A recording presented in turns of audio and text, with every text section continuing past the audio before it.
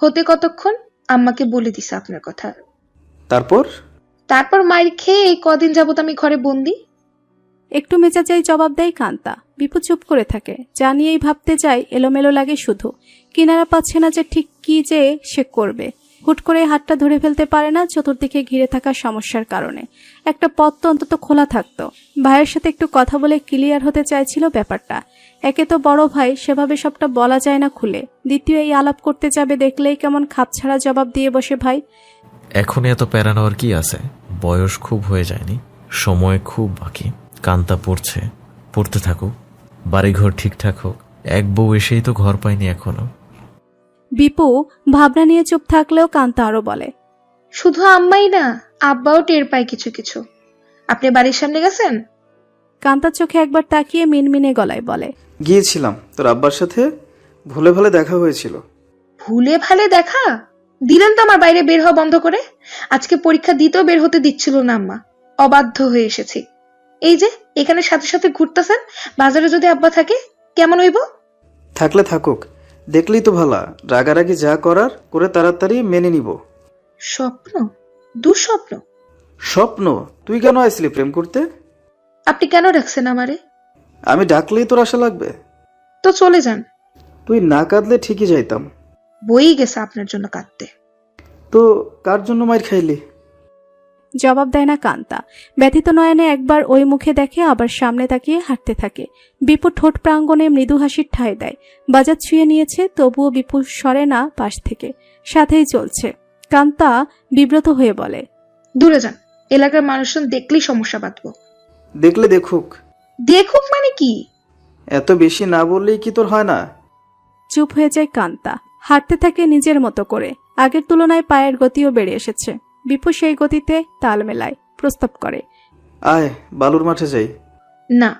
কেন? কোনো মাঠে ঘাটে যাওয়ার শখ আমার মনে ধরে নাই। যেতে হলে আপনার বাড়ি নিয়ে যান। যাবি তো আয়, বাড়ি যাই। বিপুর ঠোঁটে হাসি থাকলেও ভ্রুর কোনো সংকুচিত হয়ে থাকে কান্তার। এর বিরক্তি দেখতেও ভালো লাগে বিপুর। এতেও মায়া জন্মে মনের কোণে। দোকানপাট ছেড়ে কি খাবে? কিছু না। বাদাম, ছোলা নাকি ঝালমুড়ি, কোনটা?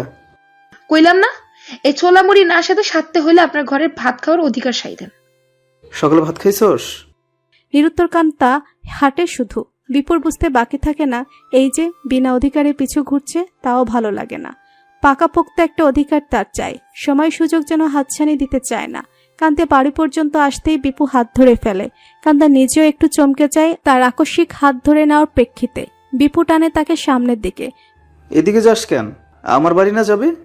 পাগল নাকি? হাত ছাড়েন। বলছস যাবি তো যাবি। ঘরের ভাত খেতেও সাথছি এবার। হ্যাঁ চল, ভাতও খাবি। এইভাবে গেলেই তো খালি হয় না, অধিকারে নিয়ে যাইতে হয়।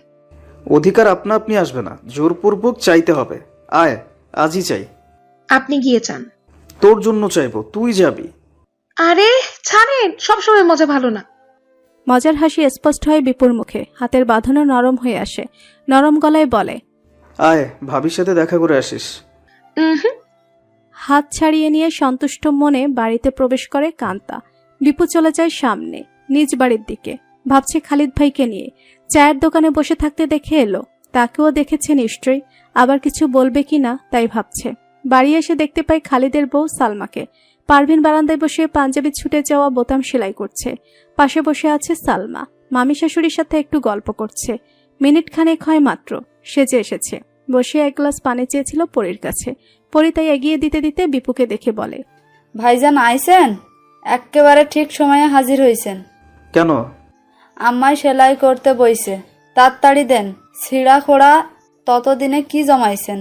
আপনি তো আবার স্বভাব ভালা। কাপড় ধুইতে দেখলে এক গাঁটটি বাইর কইরা দেন, সেলাই করতে দেখলে লুঙ্গি কুর্তা সব বাইর কইরেন। যদিও বিদ্রুপ করে বলল পরি, তবুও বিপুর মুখে হাসি।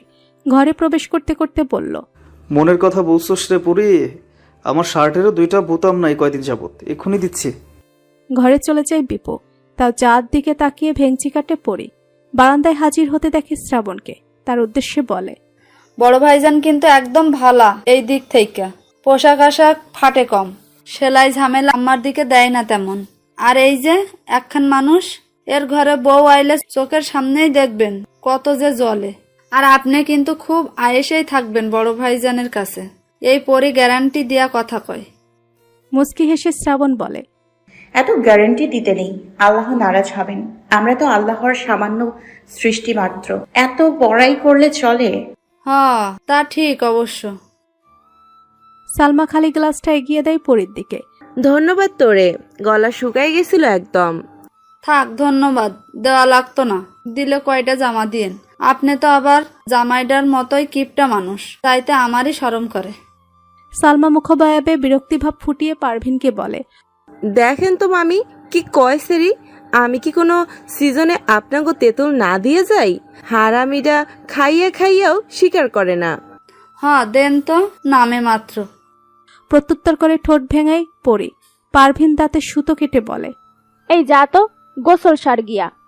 জামুনে। বিপু এসে তার শার্ট ধরিয়ে দেয় মায়ের হাতে। পরি দেখতেই বলে, আল্লাহ, এক শার্টেরই 2 বোতাম নাই, নিশ্চয়ই মারামারি করে ছিড়ছেন ভাইজান। বিপু আলতো করে এবার মাথায় ঠুকে দেয় তার। ওদিকে সালমা হাসি মুখে বলে, জানেন মামি আজকে কি হয়েছে? কি? ওই দিন একটা লটারি ধরছিলাম, ওই যে গরু গুতা দিল না আপনাগো ভাগ্নারে, ওই দিনই ধরছিলাম। একটা কোম্পানির বেড়া আইছিল, 600 টাকা দিয়ে 3টা বালতি কিনলে একটা লটারি দিব, আর লটারি যে জিতবো। মুখের কথা কেড়ে নিয়ে পরি বলে, 3 বালতি দিয়ে আপনি কি করবেন ভাবি? এই চুপ কর, কথা শেষ করতে দে। আর লটারি যে জিতবো তার 1000 টাকা পুরস্কার। আজকে সকালে ওনার মোবাইলে দেখলাম মেসেজ আইছে, আমি লটারি জিতছি। শিগগিরই তারে মোবাইল সহ পাঠাই দিলাম, টাকাও দিয়ে দিল। আমার চাই তো আবার পায় নাই। কপাল ভালা হইলে যা হয় আর কি, বুঝছেন না ব্যাপারটা? খুশিতে গদগদ হয়ে ওঠে সালমার মুখখানা। পারভিন সেলাইয়ে ব্যস্ত থেকে ছোট জবাব দেয়। বিপু কিছু বলতে চাচ্ছিল, কিন্তু পরি সুযোগ কেড়ে নিয়েছে চমকিত গলায়। কথায় টান দিয়ে বলে, 1000 টাকার লটারি পাইছেন ভাবি? পরির সাথে সাথেই 2 হাত আকাশমুখী তুলে দিয়ে বলে, আল্লাহ, এইবার তুমি বকুল কাকারে দিয়া আর একটা ভুল করাইয়া দিও। খালিদ ভাই এই বাড়ি আইলে বকুল কাকার বেখেয়ালে যেন এইবার বড় ষাঁড়টা গোয়াল হইতে পালায়। আরেকবার যেন খালিদ ভাই গুতা খায়, আরেকবার যেন ভাবি লটারি জিততে পারে। এইবার বড় ষাঁড়ের উসিলায় যেন 10,000 টাকা পায়। হেই চুপ কর। সালমা খেপে উঠে দেয় ধমক। পরীর কথায় বিপু শব্দযোগে হেসে সারা। শ্রাবণও মুখ চেপে হেসে উঠেছে শব্দহীন। শার্টের বোতাম লাগাতে ব্যস্ত পারভিনের মুখেও সামান্য হাসির রেশ দেখা যায়। পরি তার ধমকে দোয়ার বাক্যে থামলেও 2 হাত মুখে বুলিয়ে আমিন বলে নেয়। পরক্ষণে খালিদের বউকে জবাব দেয়, দোয়া কইরা দিতাছি, ভাল লাগে না। থুতু পড়ুক তোর দোয়ায়। দেখেন কিন্তু, আর একবারও যদি লটারি ধরছেন, তোর কাছে জিগে ধর্ম, তাইলে দোয়ায় আবার চুলকানি কে? এই যা তো যা, তোরে ডাক দিছি এনে। আমারে ডাক দেওয়া লাগে না, পরি উঠতে উঠতে সব জায়গায় বিনা ডাকে হাজির থাকে। বিকেলে বাবা মা এলেও শফিক ছেলেটা আসেনি চেয়ারম্যানের ডাকে। ক্রুব্ধ হন আফজাল হোসেন। ছেলে নাকি বাড়ি নেই, তাই সাথে আনতে পারেনি। তবে আগামীকাল এই অজুহাত তিনি মানতে নারাজ। ছেলেকে সাথে নিয়ে যেন আগামীকাল বিকেলে চেয়ারম্যান বাড়ি বিচার কার্যে হাজির হয়, তা পরিষ্কার জানিয়ে দেন আফজাল হোসেন। বিচারের নীতি লঙ্ঘন করলে আইনি ঝামেলায় পড়বে, তাতেও সাবধান করে দেন। এলাকার মেম্বার ও মাতব্বরদের সাথে নিয়ে তিনি এই বিচার সম্পন্ন করবেন। অবশ্যই তাদের সবাইকে এখানে উপস্থিত থাকতে হবে। কথায় সায় দিয়ে চলে যায় শফিকের বাবা মা। দুপুরে খাওয়ার পর ঘুমিয়েছে ইফতেখার। সন্ধ্যা হয়ে যাচ্ছে, এখনো ওঠার নাম নেই। শ্রাবণ নিজেই গিয়ে ডেকে তোলে। পরপর বাইরে এসে উঠোনে কবুতরে খাবার ছিটায় বারান্দা থেকেই। হাত মুখ ধুয়ে ইফতেখারকে তৈরি অবস্থায় বের হতে দেখে জিজ্ঞেস করে, বাজারের দিকে যাবেন? কেন? একটা কাজ ছিল, সময় হবে করে দেয়ার? কি কাজ? সময় হলেই বলবো, নয়তো না। ঠোঁটে হাসি চেপে উত্তর দেয় শ্রাবণ। ইফতেখারও ঠোঁটের ধারে হাসি স্পষ্ট করে নরম গলায় বলে, বলো। আসুন। তাকে ডেকে অর্পার ঘরে যায় শ্রাবণ। পিছু পিছু এসে দাঁড়িয়েছে ইফতেখার। ব্যাগ থেকে একজোড়া নূপুর এনে ইফতেখারের সামনে হাত মেলে বলে, এগুলো একটু ওয়াশ করিয়ে আনতে পারবেন? একটা হুকো ভেঙে গেছে, ঝালাই করে দেবে। রূপার নূপুর জোড়া হাতে নেয় ইফতেখার। যথেষ্ট ভারী ওজন, নিখুঁত নকশা। অনেকদিন যাবৎ হয়তো পরে না, তাই কালচে হয়ে গেছে আবরণ। কোন হুকটা ভাঙা তাও ভালো করে দেখে নেয় সে, তারপর পকেটে রেখে চলে যায়। ঠিক আছে। দরজার কাছে এসে আবার পিছু ফিরে জিজ্ঞেস করে, বাইরে থেকে কিছু খাবে? এনে দিয়ে যাব? মুস্কি হেসে দুদিকে মাথা নাড়ে শ্রাবণ, তারপর আবার বলে, আরেকদিন ফুচকা খাওয়াতে নিয়ে যাওয়ার কথা ছিল পরি, অর্পা সহ। আচ্ছা, মাগরিবের পরে এসে নিয়ে যাব সবাইকে। আজ না, আমার ভালো লাগছে না বের হতে, আগামীকাল যাই না হয়। আচ্ছা। বাইরে থেকে কাপড় চোপড় এনে ঘরে রাখে শ্রাবণ। অর্পার শিক্ষক মাত্রই ছুটি দিয়ে বের হলো ঘর থেকে। আগে অর্পার ঘরে তিনি পড়ালেও শ্রাবণ আসার পর থেকে প্রায় প্রতিদিন আফজাল হোসেনের ঘরেই পড়াচ্ছে পারভিনের নির্দেশে। এতে করে এই সময়টা একটু বিশ্রাম নিতে অস্বস্তিতে পড়তে হয় না শ্রাবণকে। মাগরিবের আজান পড়ছে। অর্পা নিজ বিছানায় ধপাস করে পড়েছে, বালিশে মুখ গুজে। শ্রাবণ কাপড় রাখতে রাখতে জিজ্ঞেস করে, নামাজ পড়বে না? ঘুম পাচ্ছে ভাবি। সারাদিন কি পরিশ্রমটাই না যায় জানো না? কোচিং ক্লাস প্রাইভেট একটার পর একটা চলতেই থাকে, ভাল লাগে না আর। মৃদু হেসে শ্রাবণ বলে, এখনই ভাল লাগে না বললে চলবে? আরো তো কত বাকি। একটু ভালো লাগা মিশিয়ে পড়লেই ভালো লাগবে। ওঠো, নামাজ পড়ে একটু রেস্ট নাও। বেশি ঘুম পেলে বাইরে থেকে ঘুরে এসো। নামাজের পর বারান্দায় এসে দেখে পরি টর্চ হাতে মুরগির খোয়ারে উকি ঝুঁকি দিচ্ছে। শ্রাবণ বেরিয়ে আসতে আসতে বলে, কি ব্যাপার পরি, এভাবে কি খুঁজো? মুরগি চোর ভেবে না এখন পিটুনি দেয়া শুরু করতাম। পরি হেসে তার প্রত্যুত্তর করে, মুরগি না, তাই ডিম চোর ভাইবা পেটাইতে পারেন। খোয়ারের ডিম বাইর করতে মনে নাই আজ। পাড়ায় পাড়ায় না আবার ভাঙ্গা ফেলায়।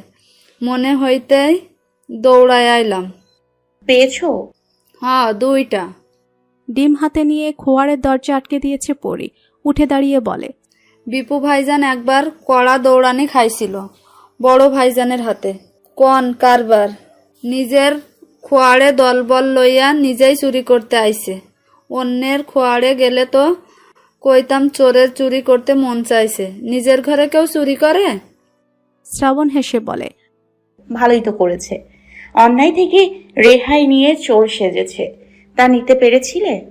আরে না, সারাদিন খেলাধুলা কইরা সন্ধ্যাবেলা নাকি বন্ধু বান্ধব লইয়া মুরগি পুইরা খাইব, তাই আইছিল আর কি। কেমনে কেমনে জানি বড় ভাইজান দেখছে, এরপর এমন দৌড়ানি দিছে আর বাড়ি আয় নাই। সেদিন মামার বাড়ি গিয়া থাকছে। ভালো দুষ্টু তো বিপু ভাই। এক্কেরে হুদ্দা শয়তানের হাড্ডি ওইটা। চলো দেখি, একটু বেলি গাছটা দেখে আসি। মিস্ত্রি বালি ফেলছিল এদিকে, উপরে পড়েছে বেশ কিছু। তারা এদিকে থাকায় যেতে পারিনি সাথে সাথে, গাছটা না আবার ক্ষতি হয়ে যায়। টর্চ দিয়ে যাও আমার হাতে। টর্চ নিয়ে বেলি গাছের দিকে এগোয় শ্রাবণ। পথের মাঝামাঝি আসতেই গেটের বাইরে কথা শুনতে পায় কারো কণ্ঠস্বর নিচু রেখে গুছিয়ে গুছিয়ে অনুনয়ের গলায় কথা বলছে কেউ। কণ্ঠ অপরিচিত। শ্রাবণ হাতের টর্চ নিভিয়ে গেটের দিকে আরেকটু এগোয়। দুজন যুবককে দেখতে পায় নতুন আধারের বাঁকে। একজন যে বিপু বুঝতে সময় লাগেনি, কথায় মনোযোগ দিয়ে সে বুঝতে পারল ছেলেটা সকালে ঘটনার বর্ণনায় পেশ করেছে এতক্ষণ গুছিয়ে গুছিয়ে। ঘটনার পুনরাবৃত্তির পর বিপুকে বলছে, দোস্ত, তুই একটু দেখিস, কাকার একটু বুঝাইয়া কইস ব্যাপারটা, কালকেই নাকি বিচার। বিপু সবটা শুনে বন্ধুকে আশ্বাস দেয়, মারামারি করতে গেলে কেন অযথা? মাথা ঠিক থাকে না তো, বুঝোস না, একটু কইস কাকারে। তুই আসিস কালকে, আব্বা দেখবো না। আসুম, ঠিক আছে, কিন্তু তুই একটু বুঝাইয়া কইস, বিচারটা যেন কড়াকড়ি না হয়। আব্বা আম্মায় অনেক টেনশন করতেছে। আচ্ছা, আমি দেখবো না, বাড়ি যা। এতক্ষণে শ্রাবণের বোঝা হয়ে গেছে এই ছেলেটাই হামলাকারী শফিক। বিপু বন্ধু বিধায় তার সহায়তা নিয়ে বিচার হালকা করতে চাইছে। শ্রাবণের বড্ড অপ্রিয় লাগলো বিপুর এই আশ্বাস বাণী। গেটের সম্মুখে দাঁড়িয়ে সে বলে, আপনি কি দেখবেন বিপু ভাই? বিপুও বাড়ি প্রবেশ করতে যাচ্ছিল। শফিক ছেলেটাও চলে যেতে মাত্র পা বাড়িয়েছিল। বিদায় নেওয়ার আগেই দুজন থেমে যায়। গেটে তাকায় শ্রাবণের দিকে। বিপু এক কদম এগিয়ে বলে, ভাবি, এটা আমাদেরই প্রতিবেশী চাচাতো ভাই, একসাথে পড়াশোনাও করছি। ও একটু আসছিল আর কি, একটা ব্যাপারে একটু কথা বলতে। সকালে একটা ঝামেলা বাধায় ফেলছিল ঝগড়াঝাটির। আব্বা নাকি আগামীবার বিচারে বসবো, সেজন্য আর কি। সেজন্য আপনার সুপারিশ চাইছে, আর আপনিও সুপারিশ করতে রাজি হয়ে গেলেন, এই তো? আমি ভুল না করলে এই ছেলেটাই সেই শফিক, ঠিক না? হ্যাঁ, তার নাম শফিক। শফিকের মুখে টর্চ মেরে চেহারাটা একবার স্পষ্ট দেখে নিল শ্রাবণ। পুনরায় টর্চ নিভিয়ে বিপুকে বলল, বন্ধুর মুখে তাকিয়ে এই যে আপনি সুপারিশ করতে রাজি হয়ে গেলেন, একবার কি ওই বৃদ্ধ দম্পতিকে দেখতে গিয়েছিলেন বা দেখেছিলেন তাদের অবস্থা? শরীর থেকে যেটুকু রক্ত ঝরেছে তার এক ফোঁটার দাম কি সে দিতে পারবে? পিতা তুল্য চাচার গায়ে যে হাত তুলে রক্ত ঝরিয়ে দিতে পারে, মা তুল্য চাচির গায়ে যে লাথির আঘাত করতে পারে, আপনি কিভাবে তার হয়ে সুপারিশ করতে চাইছেন? বন্ধু বলেই আপনি এই অন্যায়ের প্রশ্রয় দিয়ে যাবেন? ভাবি, আমি তো এসব দেখিনি। আর যা শুনলাম, অপরাধ দুজনেরই আছে। অপরাধ দুজনের আছে যখন, বিচারটাও দুজনের মধ্যে সমান দৃষ্টি রেখে হতে দিন। আপনি তার পক্ষ নিয়ে কেন বিচারের এক পক্ষকে ঢাল করে দিতে চাইছেন? জবাব দেয় না বিপু। শ্রাবণ শফিকের উদ্দেশ্যে বলে, আর এই যে আপনি, বিচার যখন ডাকা হয়েছে ভালোই ভালোই সময় মতো চলে আসবেন। এই বন্ধু ধরে কিংবা চাচা মামা ধরে পিছলে যাবার চেষ্টা না করলেই আপনার জন্য ভালো। পিছলে যেতে গিয়ে না আবার পায়ে বেরি পড়ে ঘুরতে হয়, সাবধান। বিব্রত অবস্থায় শফিক চলে যায় বাড়ির দিকে। শ্রাবণ কথার পরপরই গেট থেকে সরে দাঁড়ালে বাড়িতে প্রবেশ করে বিপু। বেলিগাছের দিকে এগিয়ে যেতে গিয়েও আবার পিছু ফিরে বিপুকে বলে, আব্বার কাছে সুপারিশ করে অন্যায়ের ভারটা নিজের উপর নেবেন না যেন। বন্ধু বান্ধব আর আত্মীয় স্বজনের টানে সাধারণ মানুষের ওপর নিপীড়ন করা কোনো নৈতিক মানুষের কাজ হতে পারে না। বাঁচলে এমন মানুষ হয়ে বাঁচুন যেন উপকার না হোক, অন্তত কারোর অপকারের পেছনে আপনার নাম কর্ম জড়িত না থাকে। ভেবেছিল মায়ের কান পর্যন্ত কান্তার ব্যাপারটা শ্রাবণকে পৌঁছে দেওয়ার জন্য অনুরোধ করবে, আজ উল্টো ভাবি গেল তার উপরই ক্ষেপে। কি দরকার ছিল এই শফিকটার এই মুহূর্তে সব এলোমেলো করে দিতে? আর কেউ বা জানতো এখানে এসে তাকে ধরে বসবে সুপারিশের জন্য? চুপচাপ ঘরে চলে আসে বিপু। শ্রাবণ এগিয়ে যায় বেলিগাছের কাছে। বালির স্তূপে যেন অর্ধেকটা তলিয়ে গেছে। এক হাতে টর্চ রেখে অন্য হাতে বালি সরিয়ে দেয় শ্রাবণ। কে বলেছিল লোকটাকে এখনই গাছ এনে লাগিয়ে দিতে? ঘরের কাজটা শেষ হলেই কি পারতো না? এই যে কত অত্যাচারের শিকার হয়ে যাচ্ছে তার শুভ্র বেলি। 2টা ফুলও ঝরে গেছে আঘাতে। একটার অবশ্য এমনিতেই ঝরে পড়ার সময় হয়ে এসেছিল। শ্রাবণ কাজ শেষ করে হাতে তুলে নেয় বেলিজোড়া। বিপুর উপর ক্ষেপে চেহারায় যেই সংকুচিত ভাবটা এসেছিল তা এই বেলিজোড়া দূর করে দিতে সক্ষম হয়েছে। নাকের কাছে নিয়ে এদের ঘ্রাণ নেয় শ্রাবণ। তার হাত এবং বেলিজোড়া বালিতে মাখামাখি। বাইরের বাথরুমে সে হাত ও ফুল ধুয়ে ঘরে আসে। পরিচে তখন ডিম নিয়ে এসেছে আর বের হওয়ার সুযোগ পায়নি। পারভিন তাকে মশলা বাটতে বসিয়ে দিয়েছে। রাতের জন্য খিচুড়ি রান্না করেছে পারভিন, যার ঘ্রাণ বাইরে থেকেও পাচ্ছিল শ্রাবণ। রান্নাঘরে এসে দাঁড়িয়ে বলল, আম্মা, কিছু করতে হবে? না, তোমার আব্বা আইলে চা দেও নিয়া। আসেনি। অর্পা পড়তে বইছে? না, ওর খারাপ লাগছিল নাকি, নামাজের পর ঘুমাতে শুয়ে পড়েছে। এই পোলা পান নিয়া যে কি করমু, পোলা দুইটারেও ধাক্কাইতে ধাক্কাইতে পড়াশোনা করাইলাম, মাইয়ারও একই অবস্থা। সব দিকে দেখলাম পোলারা ফটকা হইলাও মাইয়ারা ঢের মনোযোগ রাখে পড়ালেখায়। আমার ঘরে কোনোটারই উন্নতি নাই। পোলারা তেমন না পড়াও তো ফেল যায় নাই, কিন্তু হ্যার তো এই গুণটাও নাই। এই যে সারে বিচার দিয়া যায়, লজ্জায়ও ধরে না। শ্রাবণ তার স্বগতোক্তি শুনতে শুনতে নিজের জন্য 8 কাপ চা নেয়। পারভিন নামতেই পরিদক্ষ হাতে মশলা পিষতে পিষতে বলে, একবারে ঠিক কইছেন আম্মা। আপার একদম লজ্জা শরমের গোষ্ঠীটা নাই।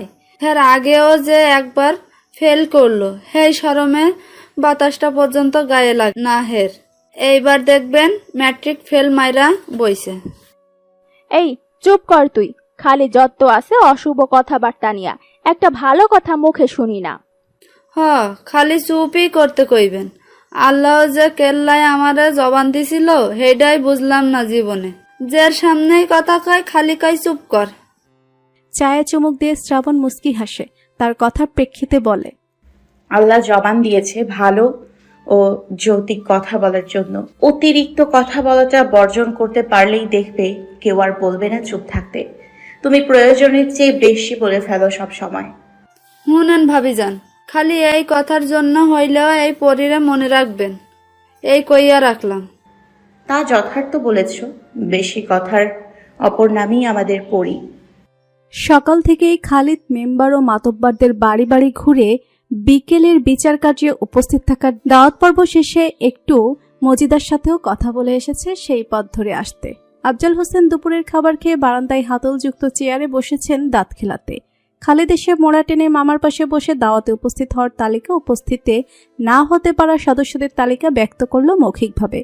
পরক্ষণে গলার স্বর কিছুটা নিচু করে বলল, মামা, মজিদা মামির সঙ্গেও কথা সাইরা আইছি শ্রাবণের ব্যাপারে। আফজাল হোসেন উঠোন থেকে চোখ সরিয়ে খালিদের দিকে স্থির করে। খালিদ বলে, বাড়ি ঘরের ঠিকানা কিছু দিতে পারে নাই, জানে না নাকি? ওনার এক বইন আছে, হ্যাঁ বইনের লগে নাকি কেমনে পরিচয়, হ্যাঁ পরিচয় দিয়াই মজিদা মামিরে খালা ডেকে ঘর পাইছে। যে কয়দিন থাকছে তার কাছে বাজার সদাই কইরা নিজেও খাইতো, মজিদা মামিরেও খাওয়াইতো। বোনের বাড়ি কই? নিজস্ব বাড়ি নাই, শহরেই থাকে। শহর করস? শহরের কোন জায়গায়? নির্দিষ্ট জায়গা নাই? তা তো বলে নাই, শহর বলতে উনি শহরই চেনে। পরিষ্কার তথ্য জানতে পারলেই জানাইস, এই আওলা বাতাসের বাউল হওয়ার দরকার নাই। মামাকে সঠিক তথ্য দিতে না পারায় খালিদের মুখবায়াবে সামান্য হতাশা ভেসে ওঠে। বাড়ি ঘর চিনলে না জায়গা মতো গিয়ে খোঁজ করে আসতো, না জানলে তার আর কি করার। এমনি কথা বলতে বলতে পরি ও শ্রাবণকে দেখতে পায় পশ্চিম দিক হতে আসছে। পরির হাতে একটা জাম্বুরা। গোয়ালের কাছে জাম্বুরা গাছ থেকে একটা জাম্বুরা পেরে নিতে গিয়েছিল দুজন, ফিরেছে ঘরে। তাদের দেখতেই খালিদ বিড়বিড়িয়ে মামাকে বলে, তার কাছে জিজ্ঞেস কইরা নিলেই তো হয় মামা। কথা বলেন না আফজাল হোসেন। শ্রাবণ তাদের দুজনকে সেদিকে তাকিয়ে থাকতে দেখে মাথায় অর্ধেক তোলা আঁচল পুরোটা তুলে আনে, চুপচাপ বারান্দায় প্রবেশ করে। আফজাল হোসেন গম্ভীর মুখে পিছু ডাকেন, শ্রাবণ। ঘাড় ঘুরিয়ে পিছু ফিরে তাকায় শ্রাবণ। জি আব্বা। তোমার আব্বার নাম কি? কেন আব্বা? কইতে কি সমস্যা জানতে পারি না? না, ঠিক তা না, ভেবেছি কোনো জরুরি। আমার বাবার নাম আহমেদ।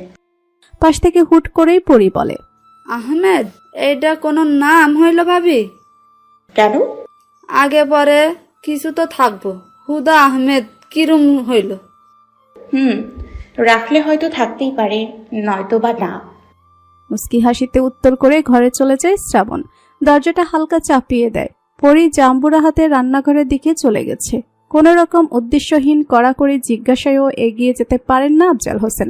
তবে সন্ধ্যের চোখ দুটো ক্রমশই আরো জড়ো হয়ে আসে। কথার মধ্যে কেমন একটা জটলা দেখতে পান, কিন্তু তার গহ্বরে প্রবেশ তো দূর, খোলসটা পর্যন্ত যেন স্পর্শ করতে পারেন না। খালিদকে যেতে বলে ভাবতে বসে যান। শহরে তেমন কোনো আত্মীয় তার নেই। আহমেদ নামেও কাউকে চিনে বলে স্মরণ করতে পারেন না। যাই রাজনৈতিক পর্যায়ে এমপি মন্ত্রীদের সাথে তার টুকটাক সাক্ষাৎ হয়, এদের মধ্যেও কেউ আছে কি না খেয়াল করতে পারছেন না। এমপি মন্ত্রীর মেয়ে তার ঘরেই আসতে যাবে কোন দুঃখে? ভেজালটা ঠিক কোথায় ভেবে পাচ্ছে না ঠিক। ভাবতে গেলেই বারবার কেন মনে হচ্ছে মেয়েটা তাকে ইচ্ছাকৃত এমন ভাবনায় ফেলতে চাইছে। বিপু আর ইফতেখার দুজনে একটে বাড়ি ফিরেছে এ সময়। খালিদ মাত্রই তাদের সামনে দিয়ে গেল গেটের পথ ছেড়ে। কিছুটা এগিয়ে হঠাৎ কিছু মনে পড়তে আবার ফিরে বিপুকে ডাকে। দুই ভাই পেছনে তাকিয়েছিল ডাকের সাথে সাথে। পরক্ষণে ইফতেখার গেটের ভেতরে প্রবেশ করলেও বিপু দাঁড়িয়ে আছে। 4-1 কদম এগিয়েছে খালিদের দিকে। খালিদও এগিয়েছে সমগতিতে। মুখোমুখি হয়েই জিজ্ঞেস করে, কালকা তোর সাথে বোরকা পরা মায়াডা সত্তর মামার মাইয়া আসিল না? কবে, কখন? কালকা দুপুরে। কিঞ্চিত চিন্তামগ্নতার ভঙ্গিতে থেকে বিপু জবাব দেয়, দুপুরে? ও হ্যাঁ, কান্তা ছিল, 70 কাকার মেয়েটাই। তুই হের পিছে পিছে ঘুরছে কে? হের আগেও দেখছি আমি। এর আগে না আপনি আমাকে ভাবির পেছনে ঘুরতে দেখেছিলেন খালিদ ভাই? শ্রাবণের আগে তোরে ওই মাইয়ার সঙ্গেই বেশি দেখা গেছে। তারা তোকে শত্রুর চোখে দেখে জানোস, তারপরেও কি দরকারে তাকর সামনে পিছনে ঘুরঘুর করস? বিপু ঠোঁটের ধারে সামান্য হাসি এলিয়ে বলে, তার সাথে আমার প্রেম। আব্বার কাছে বলে দিয়ে নেবার, আব্বা ব্যবস্থা করলেই ব্যাপারটা সুষ্ঠু ও সুন্দর হয়, নয়তো ইফতি ভাইয়ের মতোই ঘটনা না দ্বিতীয়বার আমাকে ঘটাতে হয়। আপনি আমার বড় ভাই, কিছু তো করতেই পারেন আমার জন্য, তাই না খালিদ ভাই? তার মজার কথা যেন খালিদের চোখ মুখে আরো উগ্রতার দিকে নিয়ে যায়। পিপু মুখের হাসি সুস্পষ্ট করে চলে আসে বাড়িতে। সত্যি প্রেম নাকি তাকে খ্যাপাতে মজা করে গেল বুঝে এলো না খালিদের। হনহনিয়ে চলে যায় নিজ বাড়ির দিকে। সুস্পষ্ট হাসি মুখে গেট দিয়ে প্রবেশ করলেও বাবাকে বারান্দায় বসে থাকতে দেখে হাসির রেশটা অনেকটা অস্পষ্ট করে ঘরে আসে সে। এদিকে ইফতেখার নিজের ঘরে এসে যখন গোসলের প্রস্তুতি নিচ্ছিল, পকেটে নুপুর জোড়া শব্দ করে উঠল। গতকাল নিয়ে এসেছিল ঠিক করতে, এখন নিয়ে এসেছে।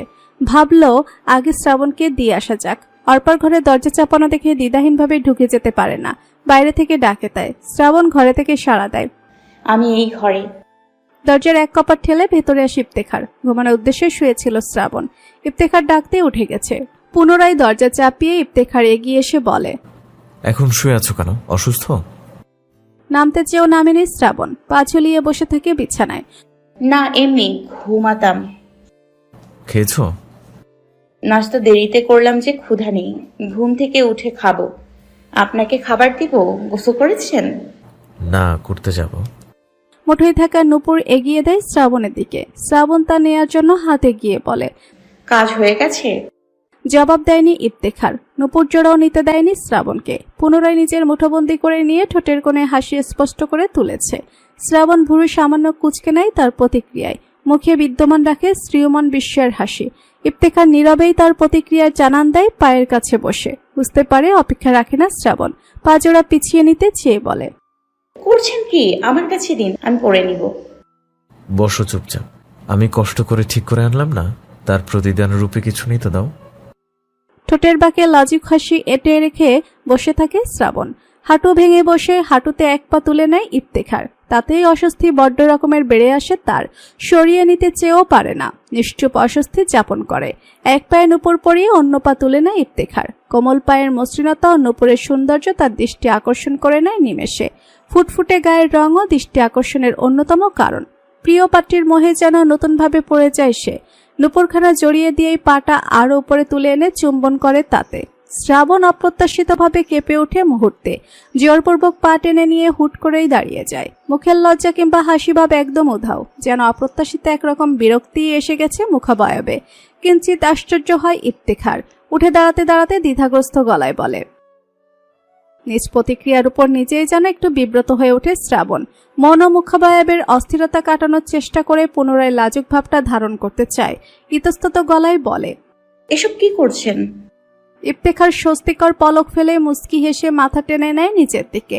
কপালে চুম্বন করলে চোখ বুজে তার সাদরে অনুভব করে নেয় শ্রাবণ। ইফতেখার পরপরই বলে, আমার স্পর্শ কপাল দখল করতে পারলে পা কেন পারবে না? তবু কেমন দেখায় না? তুমি সর্বাঙ্গে আমার কাছে সম্মানের। কথাটা কেমন হৃদয় গহীনে বিঁধে যায় শ্রাবণে। বিদ্ধ প্রতিক্রিয়া ভেসে উঠতে চায় চোখের কোটরে। দৃষ্টি উঠাতে চায় না সেই সংশয়ে। এমত অবস্থায় একা থাকার বড্ড প্রয়োজন মনে করে। চোখের কোটর ভিজে ওঠার আগে নিজেকে একা করে তুলতে চায়। দৃষ্টি না তুলেই লাজুক হাসির সাথে কথার পরপরই তাকে ঠেলে দেয় বাইরের দিকে। যান, গোসল করে আসুন। কটা বাজে খেয়াল আছে? লজ্জা পেয়েছে ভেবে ধাক্কার বেগে হেসে চলে যায় ইফতেখার। সাথে সাথেই চোখের পাতা টিপে ধরে রাখে শ্রাবণ। এক ফোঁটা অশ্রু বাইরে গড়াতে না দেওয়ার চেষ্টা তার। সম্মান ভরসা যদি ক্ষুণ্ণ হয়ে আসে, এই ব্যথা না প্রাণে না চোখে সয়ে নিতে পারে ভাবতে গেলেই। এই তো চেয়ারম্যান বাবার নাম জিজ্ঞেস করার পরেই শতরঞ্জিত কত কিছু ভাবতে শুরু করে দিয়েছিল ইতোমধ্যে। ইফতেখারের স্পর্শ অপ্রত্যাশিত বিরক্তিকর ভাবে ঝেঁকে ধরেছিল সেই ভাবনার পরিক্রমায়। দুপুরের ঘুম আর হলো না শ্রাবণের। ইচ্ছাকৃতই ত্যাগ করেছে ঘুমের চিন্তা ভাবনা। ইফতেখার গোসল করে এলে দুপুরে খাবার দিল। নিজেও খেতে বসেছে তার সাথেই। তাদের দুই ভাইয়ের ঘরে। ওদিকে পরিব্যস্ত উঠোনে চেয়ার পাটি বিছিয়ে দিতে। মানুষজন আসতে শুরু করেছে চেয়ারম্যান বাড়ি। বিচার বসবে খায়ের আর লোকমান দুই ভাইয়ের পরিবারের। শ্রাবণ একটু বাইরে দেখে উকি দিয়ে পরক্ষণে খেতে খেতে ইফতেখারকে জিজ্ঞেস করে, সকাল থেকে দুপুর পর্যন্ত কোথায় ছিলেন? বাজারেই ছিলাম। কি করছিলেন? কেন? এমনি ইচ্ছে হয় মাঝে মাঝে একটু গোয়েন্দা গিন্নি হতে। ওই যে কাজ শেষে ঘরে ফিরলে স্ত্রী যেমন কৈশিয়ত চায় না, তেমনই। বলেই হেসে ওঠে শ্রাবণ। ইফতেখারও মৃদু হাসে। পানি পান করে গ্লাস খালি করে বলে, ক্লাবে এমনি বসছিলাম কতক্ষণ, তারপর তোমার নূপুর নিয়ে বাড়ি ফিরলাম। ইস, কি অবসর দিনকাল। সময়টাকে কাজে লাগানো যায় কোনোভাবে? ইচ্ছে করে না চাকরি বাকরি করতে? প্রয়োজন দেখি না। আসলেই দেখেন না নূপুর ঠিক করতে কত টাকা নিল? 200। টাকা কোথা থেকে খরচ করেছেন? এমন জিজ্ঞাসায় প্লেট থেকে দৃষ্টি উঠিয়ে শ্রাবণের দিকে তাকিয়ে জবাব দেয়, কোত্থেকে আবার? আমার থেকে। খালি গ্লাসে পানি ঢেলে পূর্ণ করতে করতে শ্রাবণ বলে, সেটাই তো কথা। আপনার টাকাটা এসছে কোথা থেকে? নিশ্চয়ই আব্বার কাছ থেকে। তো আর কোত্থেকে? কথার সাথে মৃদু হাসির চেষ্টা করে পুনরায় প্লেটে মনোযোগ দেয় ইফতেখার। শ্রাবণও নিজ মুখে সেটুকু সামান্য হাসি এঁটে রেখে বলে, নিজে কিছু করেন না কেন? কি করব? সাধ্যে সামর্থ্যে সততায় যা করা সম্ভব হয় তাই করবেন। তবুও তো কিছু করার একান্তই দরকার আছে আপনার। ভেবে দেখুন, 200 টাকার প্রয়োজন হলেও বাবার কাছে থেকে নেবেন, 10 টাকার প্রয়োজন হলেও বাবার কাছ থেকেই নেবেন, আবার লাখ টাকার প্রয়োজন হলেও তাই করবেন। কিন্তু আপনার নিজের ইনকামটা তবে কোথায় রয়ে গেল? বড় কি এখনো হননি? আব্বা চেয়ারম্যান পদ আর কতদিন? এরপর কি সেই আসনটায় আপনি বসবেন?